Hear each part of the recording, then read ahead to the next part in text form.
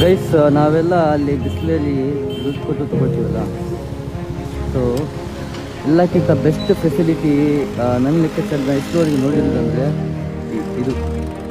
So ಎಲ್ಲೂ ಕಡೆ ನೋಡಲಿಲ್ಲ ನಾನು. ಇಲ್ಲಿಂದ ಆಲ್ಮೋಸ್ಟು 90% ಜನ ಇಲ್ಲಿಂದನೇ ನೀರು ತುಂಬ್ಕೊಂಡು ಹೋಗ್ತಾರೆ. ಯಾರೆಲ್ಲ ಸ್ವಿಗ್ಗಿ ಮಾಡ್ತಿದ್ದಾರೆ, ರಿಕ್ಷಾದಲ್ಲಿ ಆಗಲಿ, ಬೆಳಗ್ಗೆ 3 ಗಂಟೆಗೆ 4 ಗಂಟೆಗೆಲ್ಲ ಇಲ್ಲಿಂದ ನೀರು ತೊಗೊಂಡೋಗಿ ನಾನು ನೋಡಿದ್ದೀನಿ. ಖುದ್ದಾಗಿ ನಾನು ಮಾರ್ನಿಂಗ್ ನಾನೇ ಬಂದು ಇಲ್ಲಿ ನೀರು ತೊಗೊಂಡೋಗಿದ್ದೀನಿ. ಡೈಲಿ ಇಲ್ಲೇ ಬಂದು ನೀರು ತೊಗೊಂಡು ಹೋಗೋದು ನಾನು. ಈ ಥರ ಫೆಸಿಲಿಟಿ ಅಂದರೆ ಈ ಥರ ಜನರಿಗೆ ಹೆಲ್ಪ್ ಆಗಬೇಕಂತ.